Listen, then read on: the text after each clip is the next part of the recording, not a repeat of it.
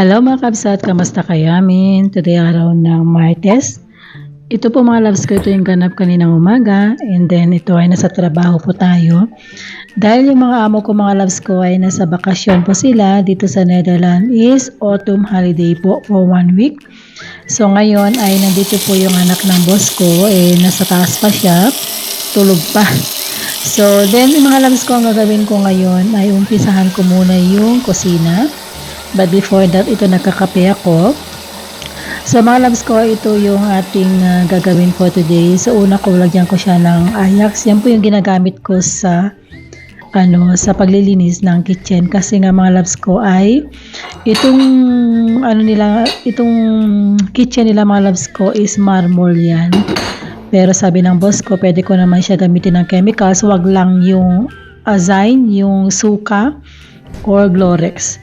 So, pwede naman to medyo maligam-gam na tubig. Ilagyan mo siya ng Alos Reinichen o yung Ajax dito. So, yung mga loves ko, and then ito po yung gagawin natin. Ito yung ating content. And sa mga loves ko, alam niyo mga loves ko, habang ako ay naglilinis ng kusina, ay magkwentuhan tayo, no? So, sa mga hindi pa nakakilala sa akin, mga loves ko, ako po ay si Ilocana in Holland. And nakatira po ako dito sa Netherlands. So ito po yung ating content. Way back 2020 ako nag-start na mag-YouTube. So umpisa mga loves ko ay ako po ay nag-create ng isang group. And also mga loves ko, nagla-live ako. Na-miss ko yung pagla-live ko, no? Umabot ako ng 1 taon. Ako nag-live sa YouTube. And madami po akong nakilalang mga iba't ibang content creator. Na-miss ko na sila. Kung napanood nyo itong video ko ngayon, shout out sa inyo lahat. And super mga loves ko, mostly everyday ako nagla-live noon. Halos everyday.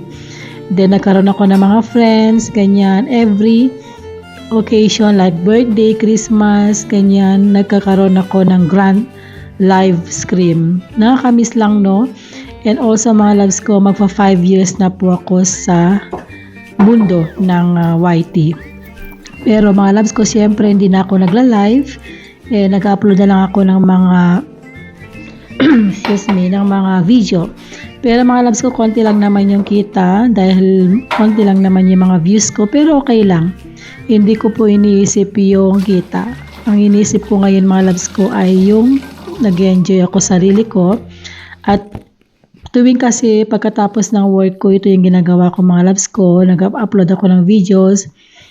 Then later on ay nag-edit ako. Yun po yung gustong-gusto kong gawin. Okay lang po yun sa mga baguhan po dito sa YT mga loves. Kung gusto nyo pong magkaroon ng channel, ay wag kayo mag-expect na kikita kayo agad. No. Kasi ako mga loves ko ay dumaan po ako sa hirap. Hindi madali po ang pagkaroon ng ganitong content dahil kailangan magsipag ka, mag-edit ka, mag-live ka dahil kung gusto mong mabuo yung iyong tawag yan mga loves ko. Kasi pag nag-YouTube ka, kailangan mga loves ko ay bago ka kumita ay mabuo mo yung 1,000 subscribers saka 4,000 hours. Hindi ko na alam kung ganun pa rin ngayon, no? But anyway, muna tayo ngayon, maglinis muna tayo. Then babalik ako mamaya, magkwentuhan tayo ulit, okay? Maglinis muna ako.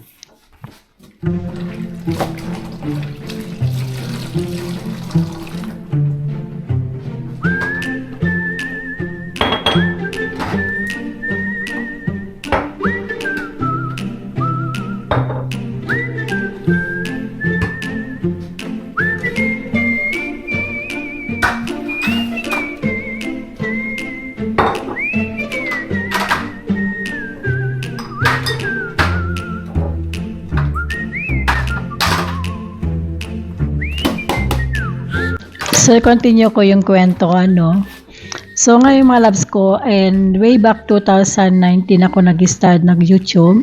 Then, 2 years po ako nag-focus, nag-live ako, and kumita ako sa pag-YouTube mga loves ko. Kaso mga loves ko, it's talagang matrabaho. Kailangan mag-live ka, kailangan tumulong ka sa mga kapwa mong content creator, sa mga YouTubers, kailangan magpaangat ka, tulungan mo sila magkaroon ng subscribers, ganyan. Pero I think kayo mga loves ko ay mahigpit na ngayon sa YouTube, hindi na madali, hindi na kagaya noon. And I'm really happy mga loves ko na na-continue ko yung aking pagva-vlog kasi sa dami po ng mga kasamahan ko noon, hindi ko na sila nakikita pa, hindi na sila active, hindi na rin sila nagva-vlog or whatever kasi hindi ko na sila nakikita pa. Ako mga loves ko, it's talagang kinontinue ko since nung nag-stop na ako magla-live ay ang ginawa ko is nag-upload na lang po ako ng videos kahit walang manood, is basta consistent ka sa ginagawa mo at nag-upload ka lagi. So minsan yun ay umabot naman yung aking views like 300, 200, 100, okay lang po yun. Kasi importante mga loves ko ay nag-upload ka. So yan po yung gusto ng ating YT. And also mga loves ko, way back naman this year ay meron din akong Facebook account, Facebook page mga loves ko kasi doon po ay pwede kang kumita. So medyo nagtrabaho din ako doon and then talagang upload ng videos, ganyan. Then 3 to 4 months mga loves ko ay na-monetize ako. So na-invite ako ng monetization tools and kumikita na rin ako sa Facebook. Kahit papaano ay kumikita ako mga loves ko. Ganun naman ang buhay, di ba? Hindi mo naman kailangan talaga na isang bagay ay focus ka lang doon sa ginagawa mo. Pwede ka rin mag-try sa iba't ibang bagay kung ano yung pwedeng pagkakitaan. Kasi ako mga loves ko, kahit konti lang po ang kita ko sa YouTube, ay at least mayroon kang kinikita. And also sa Facebook mga loves ko, kumikita rin ako doon. And at least kumikita ka kahit magkano. Yun lang po, try and try mga loves ko sa mga gusto pong magkaroon ng Facebook page or YouTube channel. Pwede naman yan, kaso nga lang mga loves ko, kailangan nyo talagang pagtrabuhan yan. Hindi yung upload lang kayo, hindi. Pwede kayong makipag-friends, mag-live kayo para mabuo mo yung 1,000 subscribers at mabuo mo yung 4,000 hours para po ma-monetize ka. Yun po. And ako mga loves ko, happy ako ngayon kahit paano ay ito kumikita ako. And yun, na-miss ko lang yung dati. Na-miss ko yung mga kakilala ko sa YT.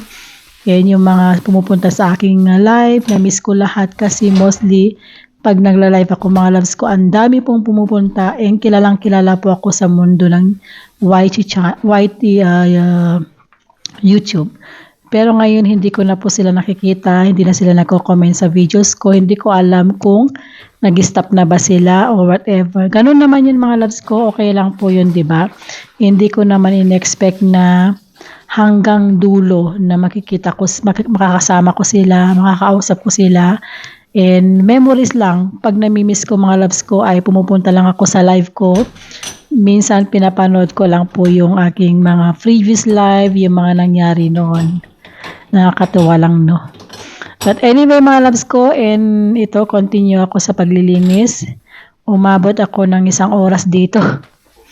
Dahil yung boss ko ay wala naman sila and wala naman akong trabaho na sunod. So, it takes time for me na kailangan kong linisin mabuti yung bahay para naman matuwa sila pagdating nila sa bahay nila, di ba? So, yun. And then, malapit na ako matapos. Then, ito ay pagtapos ko nito, ay tapusin ko lang lahat. Then, yung bata magigising na. So, yun mga loves ko, and dito ko na po i-end ng aking video. Sana nag-enjoy kayo. And please, kung mapanood nyo naman tong video na to, is please don't forget to like, mag-comment, and also don't forget to subscribe mga loves ko. Free naman po yan, okay? Pag ayaw nyo po yung aking video, okay lang po. Pag nagustuhan nyo po to ay mag-comment o mag-like kayo. Maraming salamat po. Ako po ay si Ilocana in Holland. Nakatira po ako sa Netherlands. And 4 to 5 years na po ako dito sa YT channel. Again, maraming salamat. Agyaman na kada kayo amin. And thank you Thank you very much. And then see you again on my next one. Bye po. And then mag-ingat kayo.